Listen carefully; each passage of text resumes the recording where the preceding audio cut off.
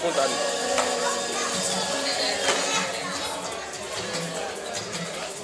Gbé lọ.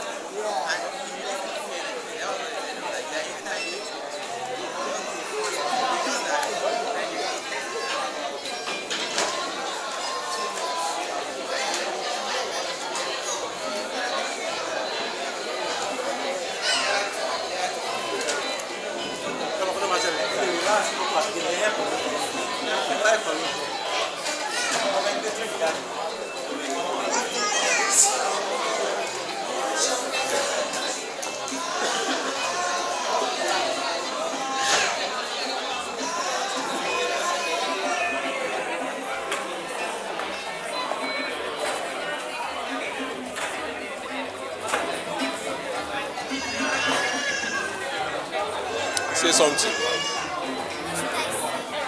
I don't know.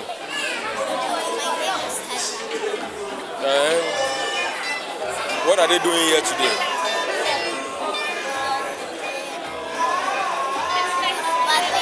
They are doing Yoruba Union. So how did you see this place? How did you see everything here? How did you feel? I feel Good. Thanks.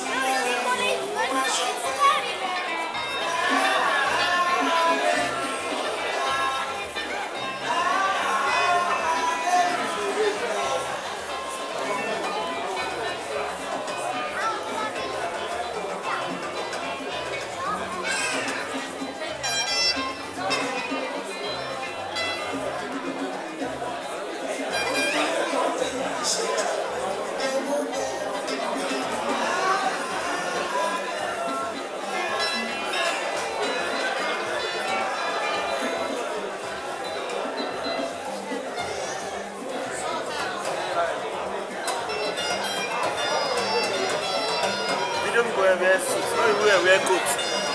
Huh? Video chairman, how many people like us?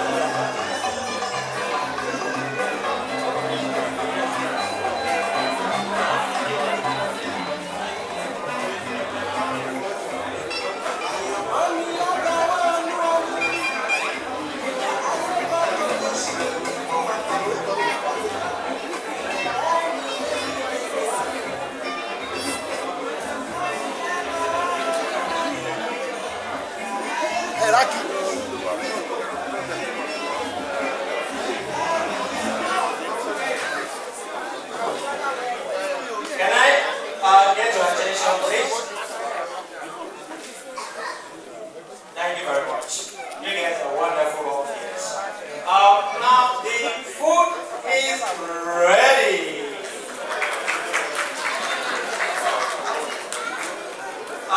Before we start, it's good to have